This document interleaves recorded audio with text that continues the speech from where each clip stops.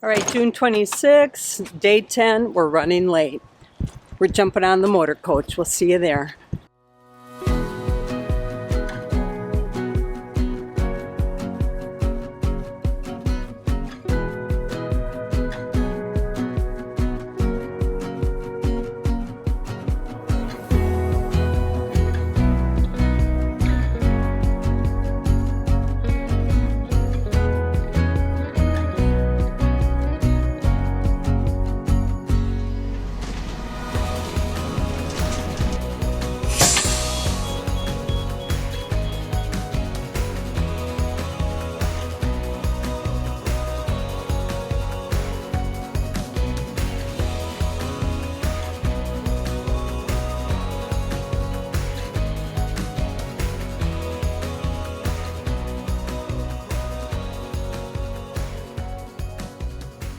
Oh, Sue, what did you forget?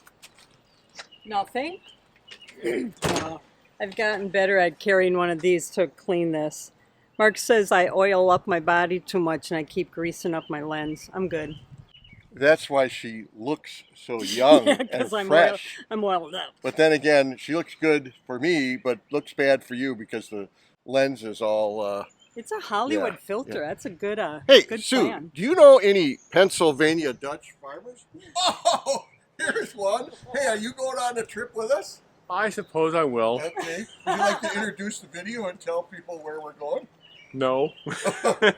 I'm sorry I put you on the spot. Good morning, sir. Good morning. This is one of the typical people that we go with, but here's non-typical, and this is a... She's hiding. I don't blame you, Laura. This is a teardrop camper, and you can see the size difference that we have going on this tour.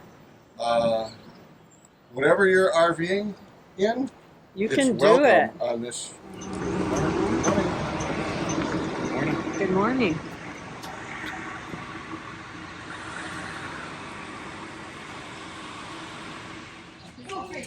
So we're trying to divide up in two groups before we go in the house. First group will do outside. Number two group will go inside.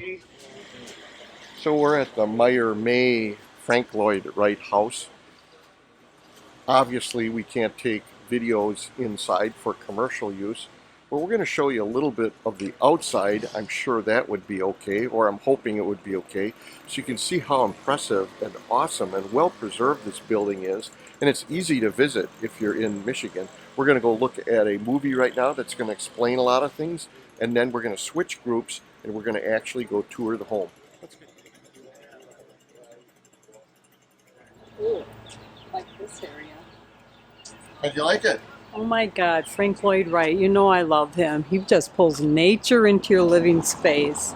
We've seen a number of his buildings and stuff. This was outstanding. Well, yeah, but, you know, I like the backyard. I thought you loved me. I do. In a different way, not in an architectural way. Oh, okay, that's good to hear. There's a difference, Mark. Wow. I had no idea this was this big and extravagant. I thought it was a garden supply and we we're going to look at tulips. And I already have tulips. Monaco. So it's kind of like we're in a holding area right now before they take us over to the cafe. But I got to show you these walls. They're actually sculptured walls. And they say, please do not touch. Look at that face. How cool is that?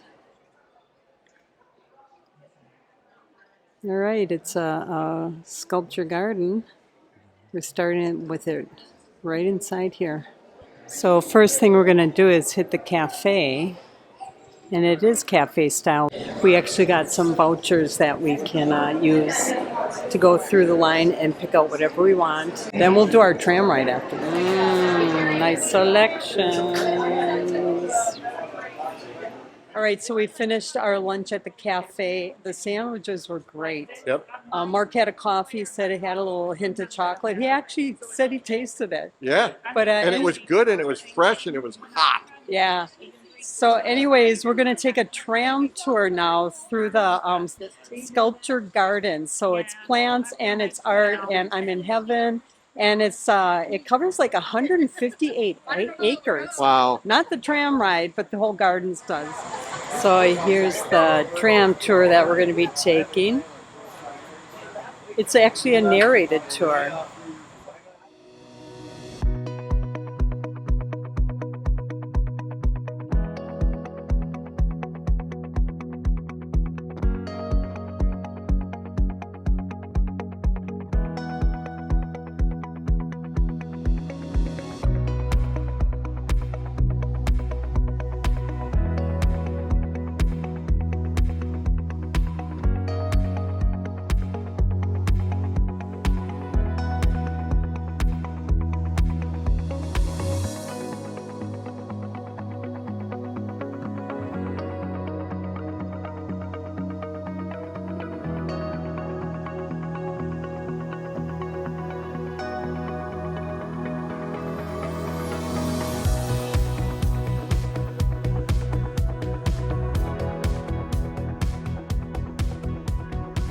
So we really took a quick trip around the perimeter of the park, but obviously there's lots more to see on the interior, indoor exhibits as well as outdoors.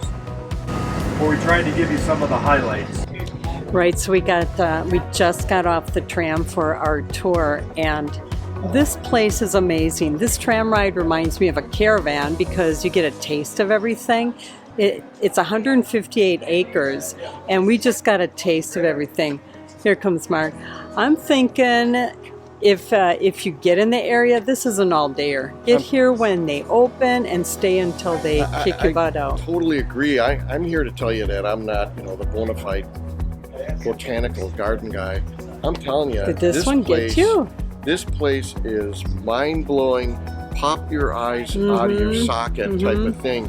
The artwork is first class. It's these are giant. well-known this artists. tram tour was super interesting, and the food here that was great, and the inside stuff. Yeah. So we're not done yet, though. So we're going to go inside. I believe that there is stuff on the inside too that we're going to check out. Yep, this is my kind of place.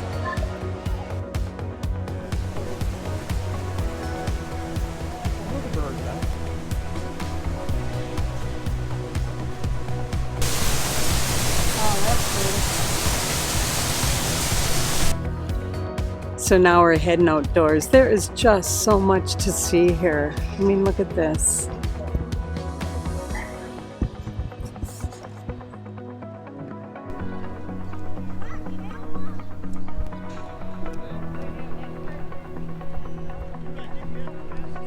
So it's not just about the beautiful sculpture. This is a sculpture garden. The plants are amazing. Ooh, this is cool. Oh, it's one you get to interact with. Wow.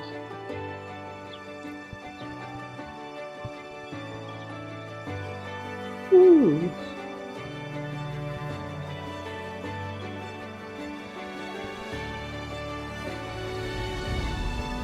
So it is the end of June and the flowers are just in full bloom. Oh, this is cool. A children's garden. Look at that. We've got 2 bears.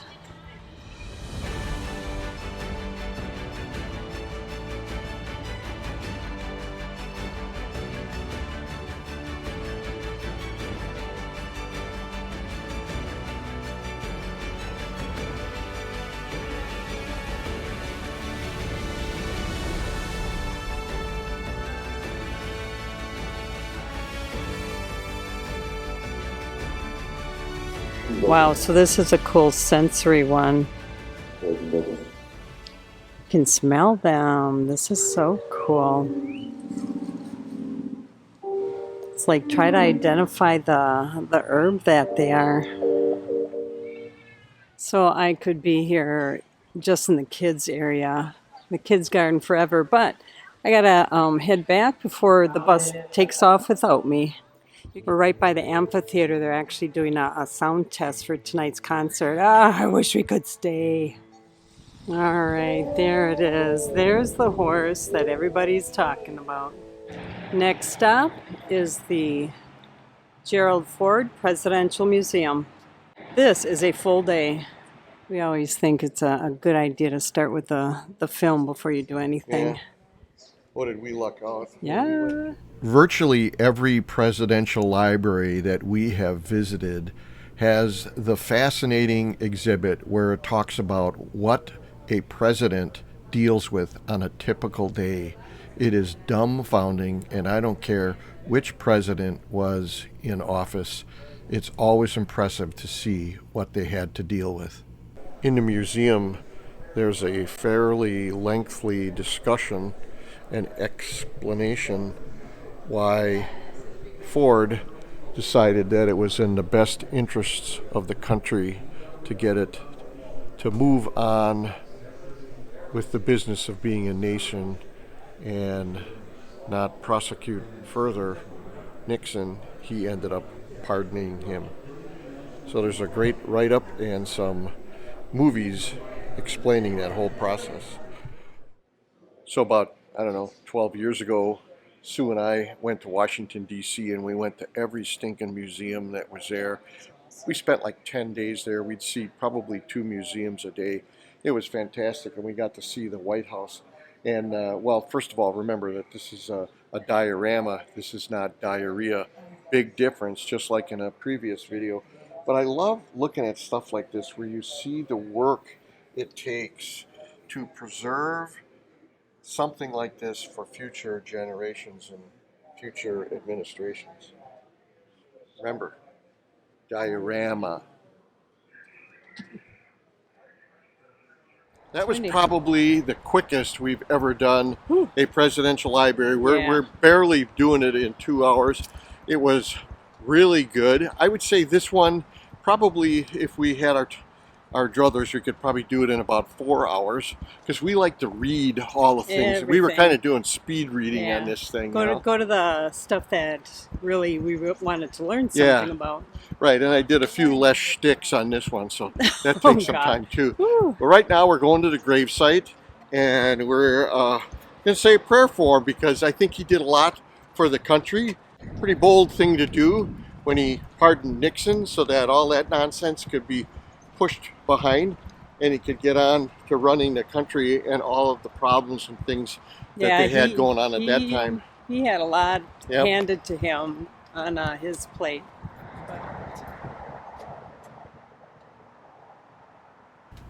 So on many of the evenings that we have time, we'll have a campfire, and it'll end up being an impromptu discussion usually of what we did the day before or the day of.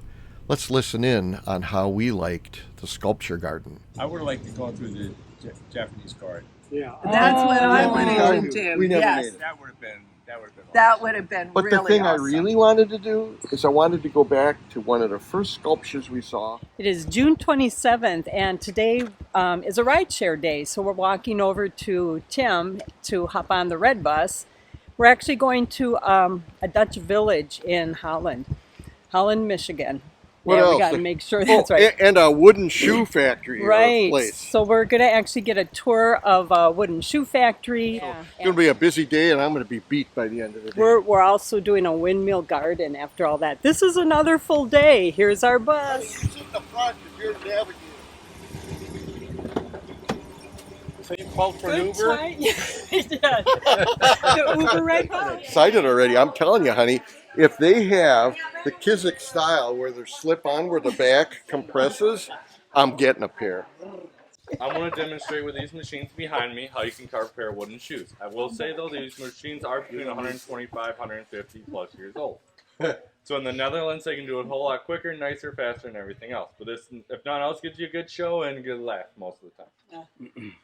We like to use poplar when we carve because it's lightweight, waterproof. When it dries, it's very hard and everything else. This wood that I'm going to be carving with today is actually oak.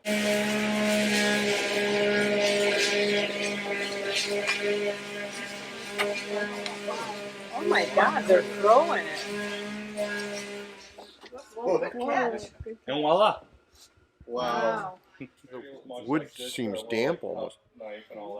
But I mean, it's been murdered, you know, by this. So. What is that? It's like a polymer. It's real dense, and that's the dye that the stylus follows, and then the blades follow the shape of that. You were very much a low man on totem pole, someone without a lot of money and everything else.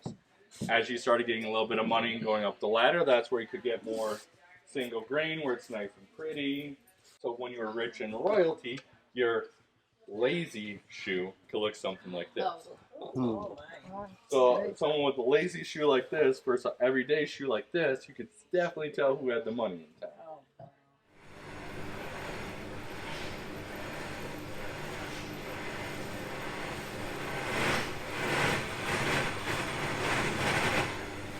Oh my God. So when that guy goes home and tells his wife how his job was, and he says it was really boring, she knows that he was working a lot. From this point, we normally let them sit for at least 3 months. That way they can dry out completely. You can always tell when you're a senior. First of all, you're dressed up like a tourist. And I know, we are.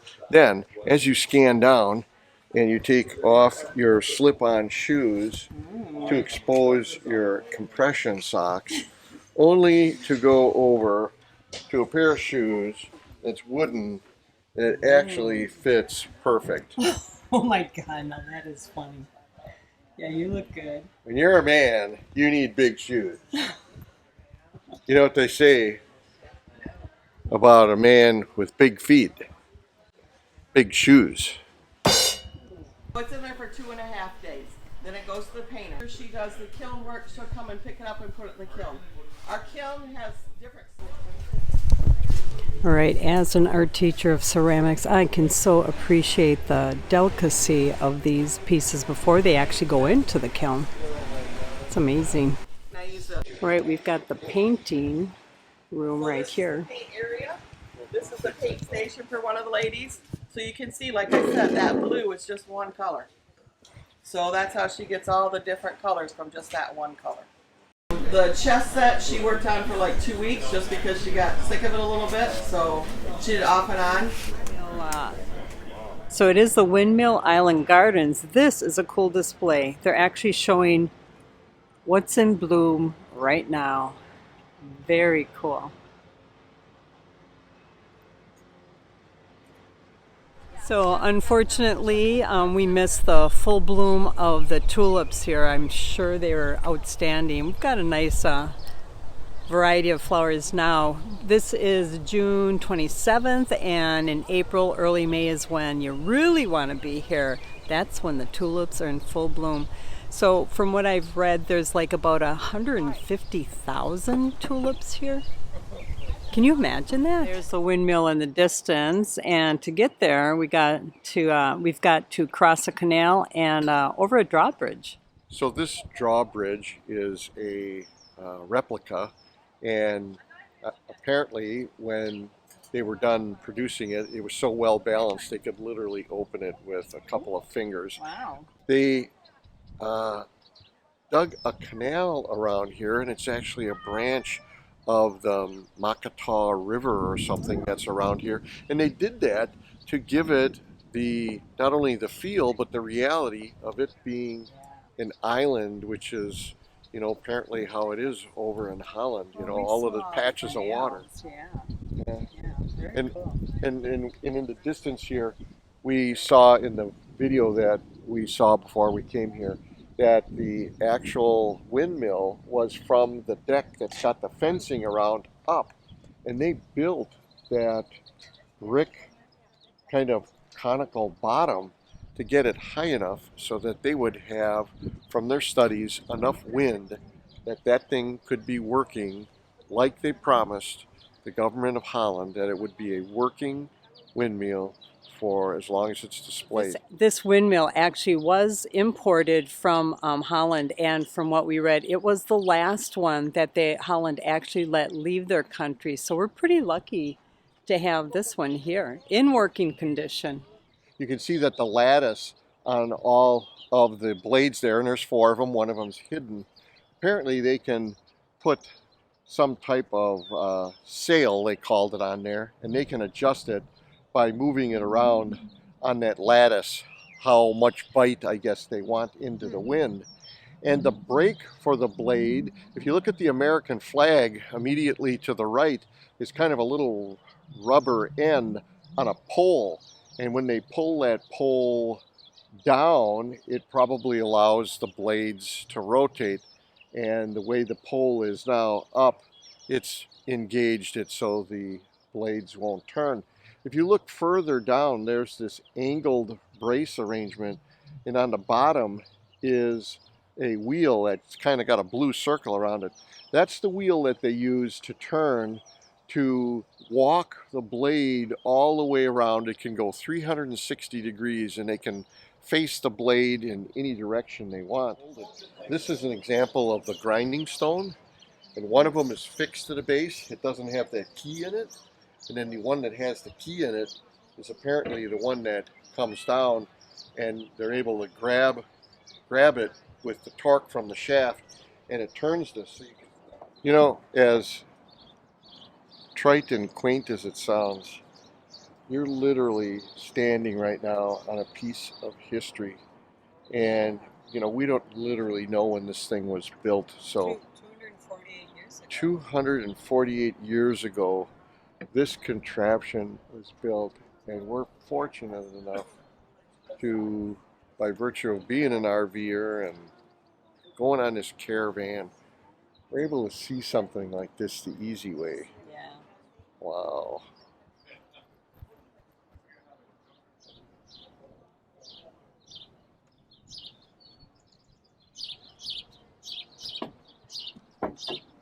I'm glad they have it chained down. Yeah.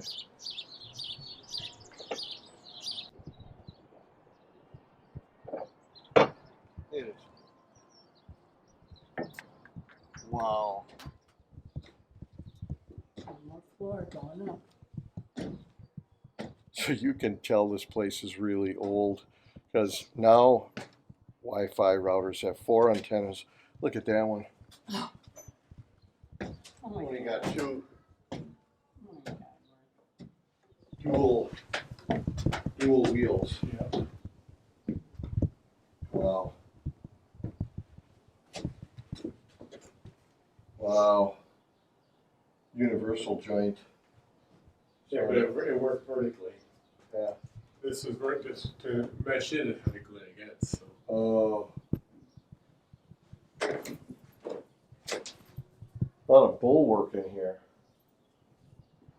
I'm guessing it's on the shaft going into one of the blades, I would think. Reality is that if I didn't have an RV and I wasn't driving around indiscriminately all sorts of odd places, I would never see something like this, because it's not like I'm going to book a ticket on a Delta United airline and fly from Milwaukee to Holland to go look at, you know, the windmill, or the windmill.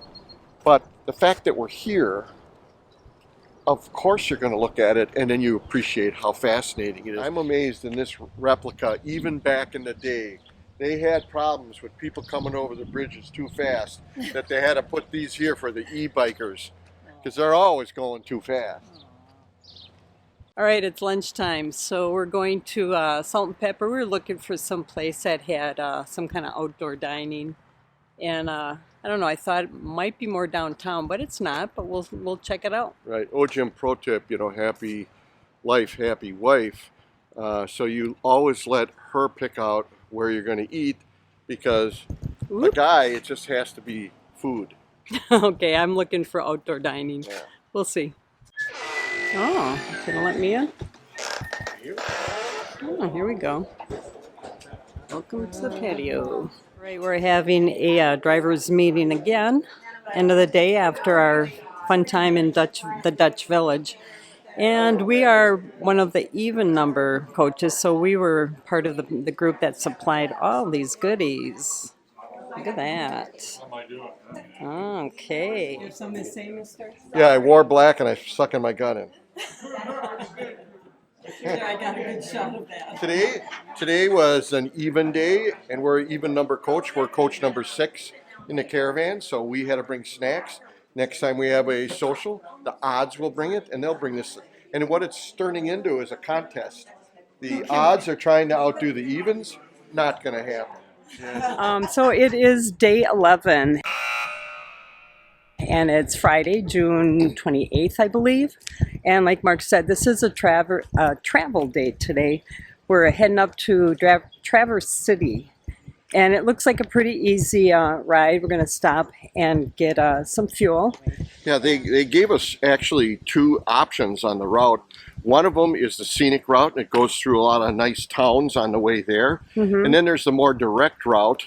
And we're going to choose to take the more direct route. We're going to pick up fuel literally 5 minutes from where we are right now. And then we're going to take the more direct 131 route. Right, yeah. It's a little shorter. It's about an hour shorter. Yeah. And, we just are more comfortable driving that way. Right. And that's the beauty of this. You can take whatever they've got laid out for you or not. I think the scenic route would be awesome if we had a smaller rig, but we're not going to pull over and look at things with our big rig, not knowing what it is. So we're, like usual, playing it safe. Right. All right, let's have some breakfast. All right. Is this the meatloaf potluck dinner? Yes, it is. You're in the right place. Good morning, good morning.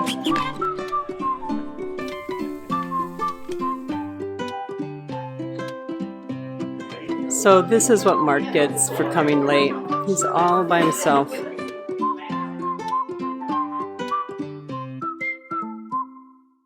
All right, and we are ready to leave. We're leaving Holland, Michigan. We're traveling all the way up to Traverse City today. Had a lot of rain here during our stay, and you can see how we left divots. That's what we worry about with our big rig. And we're off. There's our friend Tim, ready to roll too.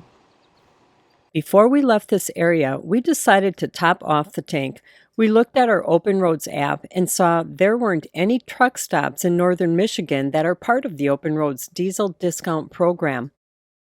Now, our trip log does show us where we can find fuel on the way, but we decided to fill up at the nearby Loves and use our discount card. We did some math, figuring that our 150-gallon tank full and the number of miles left on our Caravan, that we should make it without another fill-up until the end of the Caravan in Frankenmuth with a TA nearby. We usually go to TA, which seems to give us the biggest discount. Loves would only give us about 28 cents per gallon, maximum. But at this Loves, we had a 50 cent per gallon discount. So we're thinking they're on par with TA now. We continued the drive to our Traverse City campground, where our wagon masters, Bob and Marcia, were waiting for us. They always leave much earlier than the rest of us, and we make sure we all leave the campground before checkout, but not necessarily at the same time. You can see the yellow labels on our vehicles show our numbers and that we're part of Adventure Caravan. That helps identify all of us in the campground, but also if anyone is stuck on the side of the road. At this campground, Bob checked us all in and then gave us our info as we arrived. Okay. And that is the map how to get to your site. And this concludes the 4th video of our series, Adventure Caravan Guided RV Tours. This is Traversing Michigan in 31 days. Stay tuned for the next video when we explore the Traverse City area with Cherry Festival, cherry picking, and so much more. Thanks for watching, and we'll see you in the next video when we continue on Traversing Michigan.